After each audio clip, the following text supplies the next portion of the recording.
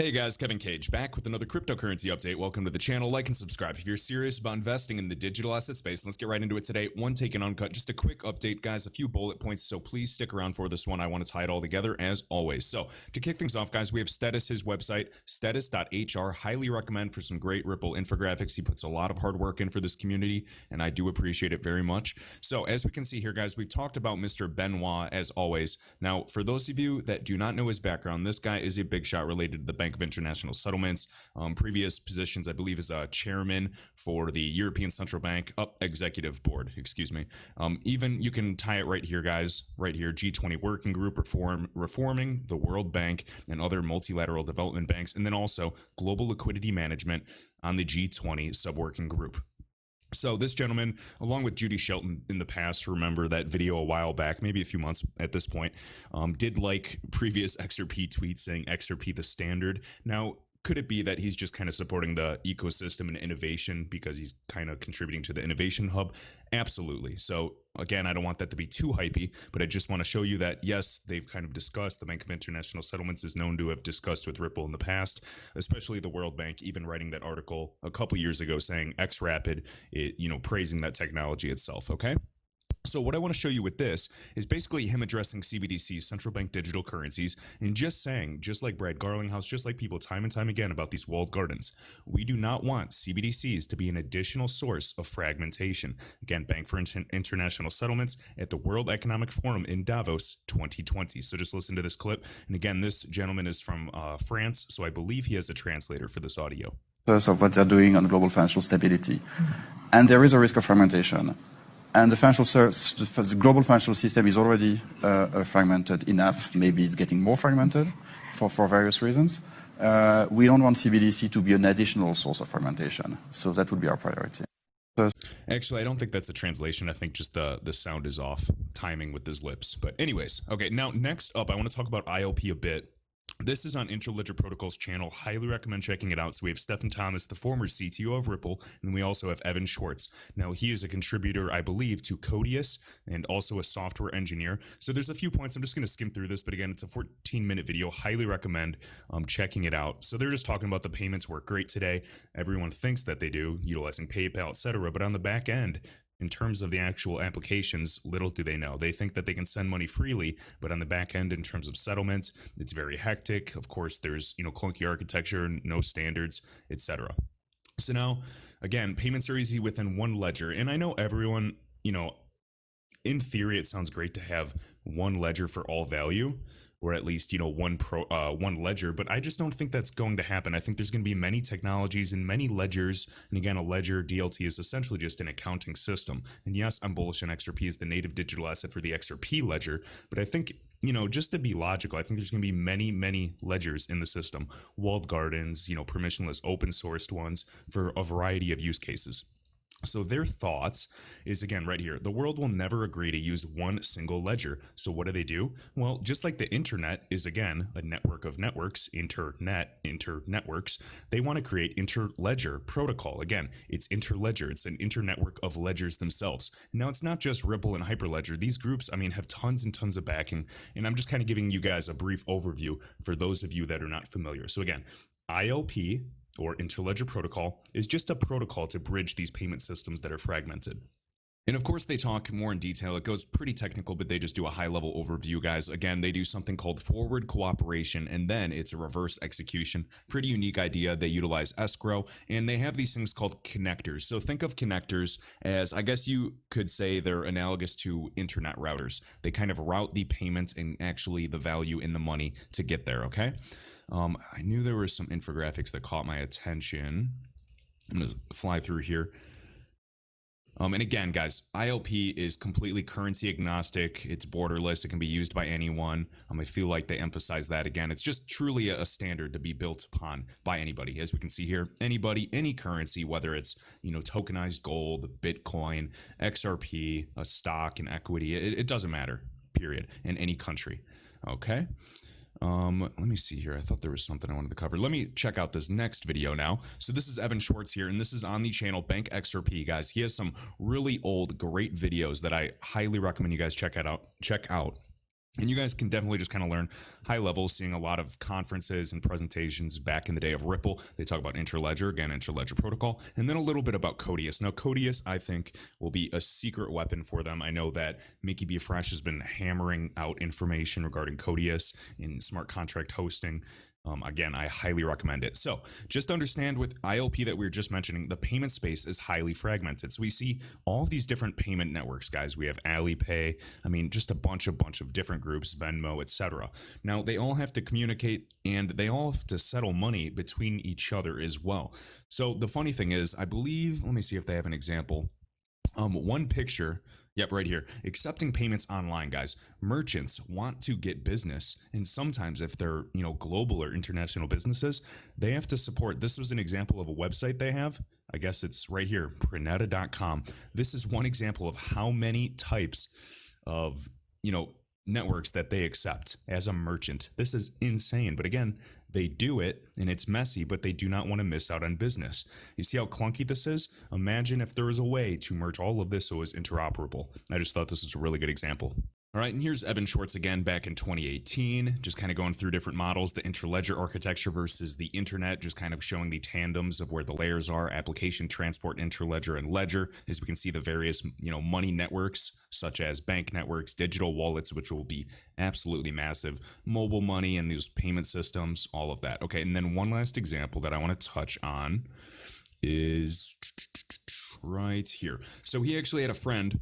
He was unable to play the video, but essentially it's Internet of Value, laser beer, streaming payments for streaming goods. And this is how good they want to get video or payments streaming. So essentially, this application, this little thing that his friend made, shoots a laser and it actually pours beer consistently, provided that the person is still streaming a payment. So as soon as the person cuts off streaming, clicks his mouse or whatever and stops streaming the payments, the beer stops being poured. So you were talking about paying per milliliter of beer, and that's how exact and specific that they want streaming of payments to be. Just like the examples that I talk about oftentimes in this channel, with literally to the millisecond watching Netflix and paying for your monthly subscription that way, only paying by a per use basis, or driving your car for car insurance. All right, so really cool idea, and we are just at the beginning. Then he goes into Codius again, something that a lot of people are sleeping on and are unaware of. Now, I am a bull on Chainlink. I'm, confident in the ecosystem. I do see the use case of decentralized Oracle networks. It's very important to get accurate, decentralized data for smart contracts, especially as, we're coming towards the Internet of Value. But I do believe that the Chainlink community in particular is not well aware of what Codius is. They may think it's a dead project, and that could not be further from the truth. So again, if you guys do anything, do your own research. None of this is financial advice, but check out Codius. You can read the white paper, or just keep it simple while you're driving and just kind of watch and listen to some videos, which is what I do, while I'm busy, instead of sitting down reading all the time if I have things and I'm on the go. All right. Next up. So right here, I wanted to show you this funny screenshot by XRP_Stort. So we have BitLord, a huge personality in the space. And so this was back before XRP mooned back in 2017. And look at this. Sounds familiar, guys. History is repeating. This guy. I love Ripple, but with all the good news and the shilling, I can't seem to understand why the price of XRP stays this low. Please explain. He goes, that's classic, man. It's been like that since 2013. And, he just goes, it's not an explanation. Other coins are different in price. And this is literally every YouTube comment I get ever. And again, BitLord, mate, it was literally half a penny last year, and now it's 18 cents today. It's not going straight up forever. It has to take a breather. And this guy goes, and this is where I read everywhere, it's been going sideways for months, years, etc. No variation, lots of buys and sells, no price fluctuation. Well, I think he means fluctuation. Looks controlled in some way. Just asking. Just remember, guys, we went up 1600% rather quickly, and that was not, whether it was a test or you guys have your own conspiracies or just Bitcoin polling it, just wait until real institutional money is coming in. We're aware of these banks and these custodians coming like huge. As we're aware, standard custody is going to be, it seems like, based off its name, going to be one of the standards for custody solutions. We know that there's trillions on the sideline. We know that State Street's interested. They said they hold 30% of the world's digital wealth. We can talk about BNY Mellon, and we've tied all of these guys to Ripple, the company, or Interledger, or even the XRP ecosystem specifically.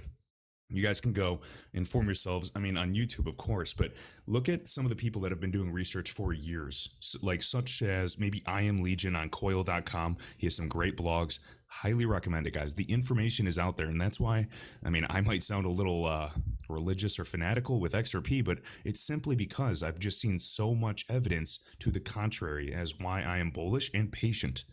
All right.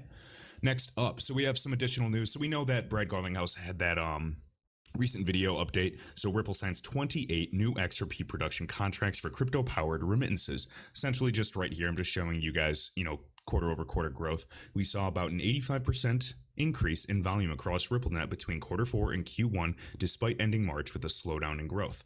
Specific to our on-demand liquidity, there's a 190% increase from Q4 to Q1, excuse me. We saw some of our big customers, a player in Thailand, go live. That's driving a lot of volume. We had forecasted 20 new contracts, ended up signing 28, which is good. So despite the dynamics of the pandemic, we were able to finish the quarter on a strong note. Now here's a weak note though. Due to the economic slowdown, globally speaking, Ripple is going to reduce hiring and growing as fast in terms of their employees. This is just a fun fact. I don't think it has anything to do with XRP. Just sharing and reading the article again. They planned and forecasted to end with a total of 575 employees as they're adding more, employees and growing the ecosystem in their business. But it seems that they're only going to end with around 515. Okay. Now, lastly, I found this to be very, very interesting. Michael, Val5Links, thanks for sending my way. We have Bank Frick, I believe, founded in 1998, is one of the most crypto-friendly in Liechtenstein. Now, remember, Liechtenstein, I understand Luxembourg is a whole nother country, but what it's reminding me of is, remember, Chris Larsen, executive chairman of Ripple, he's met, and people made a big deal about it, but it's kind of kept under wraps. When he met with the Minister of Finance of Luxembourg as well, these countries are forward thinking. These countries have a lot of big things going on. Keep an eye for them in this new digital era. It almost makes me think of the regions like Malta as well, when all of the crypto exchanges such as Binance started moving over there due to the friendly, regulations, tax advantages, etc. All right, so we can see they're offering custody and trading for Bitcoin, Ethereum, XRP, and 7 other digital assets. But what is most interesting in this article, since we see that, on a daily basis of, custody solutions for banks, is this. The bank says that it's fully switched to USDC, the digital token, guys, and they're going to be using this stablecoin. So this is shared by the Daily Hodl, and essentially just kind of want to read this right here. It's fully switched to USDC and will use the stablecoin, again, that Coinbase, USDC, stablecoin, Circle, Coinbase, across borders on behalf of its clients. With the addition of USDC, we enable our customers to process US dollar payments quickly and token-based. Compared to this classic SWIFT procedure, the processing time is significantly reduced. Now remember, Brian Brooks of Coinbase, where is he now? Well, he's Steve Mnuchin's right-hand man, guys. He was previously the chief legal officer of Coinbase. Now he's essentially ahead and leading the entire US banking network. We are going towards crypto-friendly regulations. I think by end of year, we're going to have a lot of clarity in the space. But just seeing what the industry leaders are saying, if you guys watch that hour-long video that the World Economic Forum released, they're really kind of paving the way for some, same thing that the vernacular that Brad Garlinghouse has been saying, that it's going to get worse before it gets better. So maybe it's me just being paranoid and thinking it's too good to be true to just go into a bull run right now, or are regulations going to be smashing crypto, a few months from now? We will see. Okay, just wanted to share that. All right, and again, Coinbase and Circle launched this back in 2018, designed to be pegged to the US dollar. Well, I don't think that's the best idea. Understanding the US dollar status, we saw the petrodollar status die this year. Now, of course, the vernacular and the narrative is that the US is to catch up with China, when in reality, we've already talked that China doesn't even have the infrastructure that the US does to send the trillions of dollars we already do. And I know that China's rolling out and doing a soft rollout, 50%, through, for the main cities with the digital currency, electronic payment, their protocol. But you have to understand, we can do this overnight. We've already heard Craig DeWitt, and I can cover that in a future video, saying if central bank digital currencies wanted to be rolled out, they could do it rather quickly. So that illusion that China is ahead, again, is just another joke that the media is selling. Remember, we need fear to move the masses. We need bricks in this excuse so that we can get to this level playing field. Remember the plan. the European Central Bank, working in tandem with the United States, the Euro system, China, Russia, India, all working together to create this level playing field. Please watch and look for those hints in that World Economic Forum video. I mean, they're calling it the Great Reset. This is not just for fun. These are the people that essentially rule the world. This is the 1% of the 1% that do way more than just talk about monetary policy and green energy.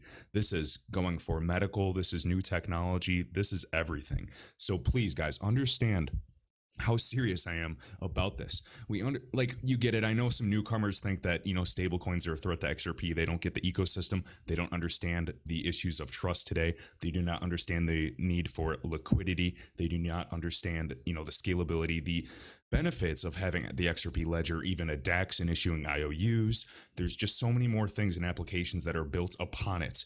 All right. There's a method to the madness. And I can assure you that some of the smartest people in the world are working on these problems. All right. Just remember that we've been talking about this. Don't ever be surprised if XRP will be the last to move when it finally does, whether that's very end of year or in a few years. I am most bullish on it. Even if you see other projects going up 50%, 20%, yeah, diversify, keep yourself busy if you trade a short-term bag. I'm just saying, my long-term bag of XRP, I do not touch under any circumstance, because you do not know how fast this could turn around. All right. So again, let's see. I talked about, we talked a little bit about CBDCs, stable coins. We've done previous videos in the past going back and forth between stable coins and why XRP is superior. And essentially, guys, just remember, even if a lot of things run over the XRP ledger in the future global financial system, this video is about XRP and the ledger not being the only use case. There's going to be many projects that survive, thrive, and solve real problems. It's going to be a combination of permissioned, permissionless, and even hybrid-like blockchains and DLT networks. Blockchain is just one little subset of DLT. There's going to be, a whole plethora of applications for this type of technology. It is much more than just creating operational efficiency, the benefits of scalability. Even when we kind of look into storage, when you look into automation, it's going to basically just create this Cambrian explosion, as Chris Larson says. So enough ranting for me. I will get going on another video. I hope you guys have a great rest of your weekend and stay tuned. Thanks.